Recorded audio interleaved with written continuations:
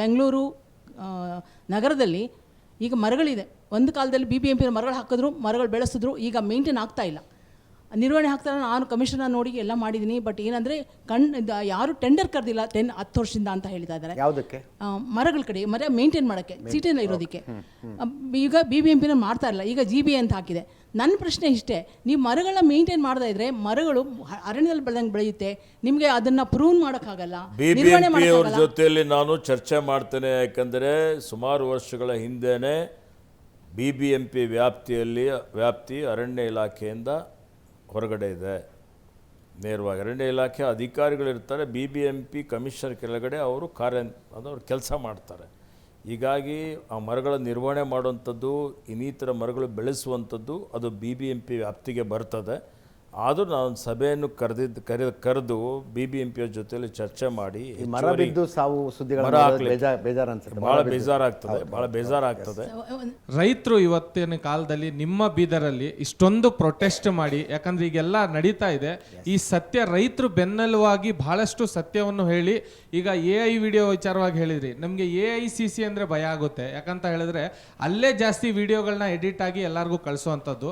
ಸುಳ್ಳು WhatsApp university ಯಾರು ತಯಾರು ಮಾಡಿದ್ದಾರೆ ಅಂತ ನೀವು ಮೊದಲು ಆತ್ಮಾವಲೋಕನ ಮಾಡಿಕೊಳ್ಳಿ. ಇವತ್ತು ಭಾರತೀಯ ಜನತಾ ಪಕ್ಷದ ಕೇಂದ್ರ ಸ್ಥಾನ ಅಧಿಕಾರಕ್ಕೆ ಬಂದಿದ್ದೇ ಸುಳ್ಳಿನಿಂದ, ಅಧಿಕಾರಕ್ಕೆ ಬಂದಿದ್ದೇ ಅಪಪ್ರಚಾರದಿಂದ. ಯಾರ್ಯಾರ ಬಗ್ಗೆ ಏನೇನು ಅಪಪ್ರಚಾರ ಮಾಡಿದ್ದಾರೆ. ವಿದೇಶದ ಬ್ಯಾಂಕ್ದಲ್ಲಿ ಕಾಂಗ್ರೆಸ್ ನಾಯಕರ ಕಪ್ಪು ಹಣ ಇದೆ, ಕಪ್ಪು ಹಣ ತರ್ತೀವಿ. ಒಬ್ಬ ಕಾಂಗ್ರೆಸ್ ನಾಯಕನ ಕಪ್ಪು ಹಣ ಬಂತ? ಇವತ್ತು 11-12 ವರ್ಷ ಆಯ್ತಲ್ಲ ಅಧಿಕಾರದಲ್ಲಿದ್ದು, ಆಯ್ತಾ? ಏನಾದ್ರು ಪಾರ್ಟಿ ಫಂಡ್ ಆಯ್ತಲ್ಲ ನೋಡಿ, ಏನಾಯ್ತು? ಇವತ್ತು ಯಾವುದಾದ್ರೂ ಒಂದು ಏನಾದರೂ ನಿಮ್ಮಲ್ಲಿ ಇವತ್ತು ಸಬೂತ್ ಇದೆಯಾ? ಇವತ್ತು ಯಾವುದೂ ಇಲ್ಲ. ಬರೀ ಜನ ಒಡ್ಡೆತೆಯಲ್ಲಿ ನೋಡಿ, ದೇಶಕ್ಕೆ ಸ್ವಾತಂತ್ರ್ಯ ತಂದು ಕೊಟ್ಟು ಇವತ್ತು ಈ ಮಟ್ಟದಲ್ಲಿ ಇರಲಿ. ಅಧಿಕಾರಕ್ಕೆ ಒಬ್ಬರು ಬರ್ತಾರೆ, ಪ್ರತಿಪಕ್ಷದಲ್ಲಿ ಒಬ್ಬರು ಇರ್ತಾರೆ. ಡೆಮೋಕ್ರಸಿ ಇರಬೇಕು. ಎಲ್ಲ ಪಕ್ಷಗಳ ಕೊಡುಗೆ ಇದೆ. ಕಾಂಗ್ರೆಸ್ ಪಕ್ಷದ ಅತ್ಯಂತ ಅತ್ಯಮೂಲ್ಯವಾದಂಥ ಕೊಡುಗೆಗಳಿದ್ದಾವೆ, ಎಲ್ಲರೂ ಮರಿಬಾರ್ದು. ಇವತ್ತು ನಾವೆಲ್ಲ ತಲೆ ಎತ್ತಿ ನಾವು ಇಡೀ ಜಗತ್ತಿನಲ್ಲಿ ಮೆರಿತಾ ಇದ್ದೇವೆ ಅಂತ ಹೇಳಿದರೆ ಭದ್ರವಾದಂಥ ಬುನಾದಿ ಹಾಕಿದ್ದು ಕಾಂಗ್ರೆಸ್ ಪಕ್ಷ ನಾಯಕರು. ಇದು ಮೊದಲು ತಾವೆಲ್ಲ ಅರ್ಥ ಮಾಡಿಕೊಳ್ಳಬೇಕು. ಏನಿತ್ತು ಈ ದೇಶದಲ್ಲಿ ಸ್ವಾತಂತ್ರ್ಯ ಆಗಿದ್ದಾಗ ಇದ್ದ ಎಲ್ಲ ಸಂಪತ್ತು ಕೊಳ್ಳೆ ಹೊಡ್ಕೊಂಡು ಹೋಗಿದ್ರು. ಇದ್ದಂಥ 30 ಕೋಟಿ ಜನರಿಗೆ ಆಹಾರ ಧಾನ್ಯಗಳಿರಲಿಲ್ಲ. ಕಳಪೆ ಮಟ್ಟದ ಜಾನುವಾರುಗಳಿಗೆ ಕೊಡುವಂಥ ಆಹಾರ ಧಾನ್ಯಗಳು ಕೊಡ್ತಾಯಿದ್ರು.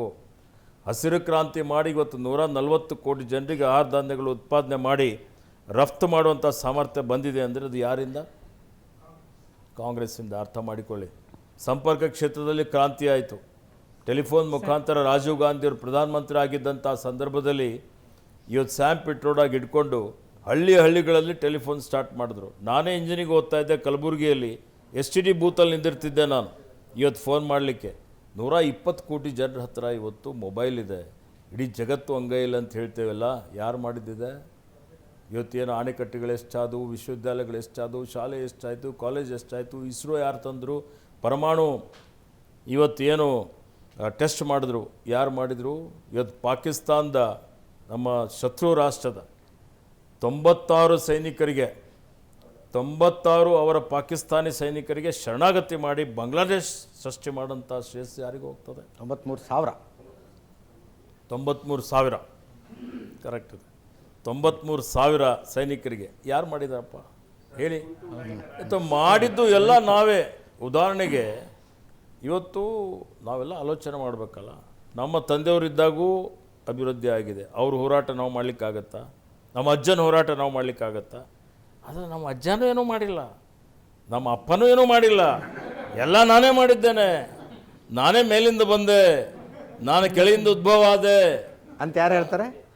ಹೇಳ್ತಾರೆ. ಈಗ ಯಾರು ಮೋದಿಜಿಯವ್ರು ಹೇಳ್ತಾ ಇದಾರಲ್ಲ, ಹೇಳಿ ಸರ್, ಹೆಸರು ಮೋದಿಜಿಯವ್ರು ಹೇಳ್ತಾ ಇದಾರಲ್ಲ, ಎಲ್ಲ ನಾನೇ ಮಾಡಿದ್ದೀನಿ. ಪ್ಲೀಸ್. ಇವತ್ತು ಅರೆ ನಾವು ಮಾಡಿದ್ದಂಥ ಏರ್ಪೋರ್ಟ್ದಿಂದಲೇ ಹೋಗ್ತೀರಿ. ಇವತ್ತು ನಾವು ಮಾಡಿದ್ದಂಥ ವಿಶ್ವವಿದ್ಯಾಲಯದಲ್ಲೇ ವಿದ್ಯಾಭ್ಯಾಸ ಮಾಡಿದ್ದೀರಿ. ಇವತ್ತು ಎಲ್ಲ ನಾವು ಮಾಡಿದ್ದಂಥ ಆಸ್ಪತ್ರೆಗಳಲ್ಲೇ ಚಿಕಿತ್ಸೆ ಪಡೆದಿದ್ದೀರಿ, ಅಲ್ಲೇ ಜನ್ಮ ತಾಳಿದ್ದೀರಿ. ಏನು ಮಾಡಿದ್ದೀರಿ?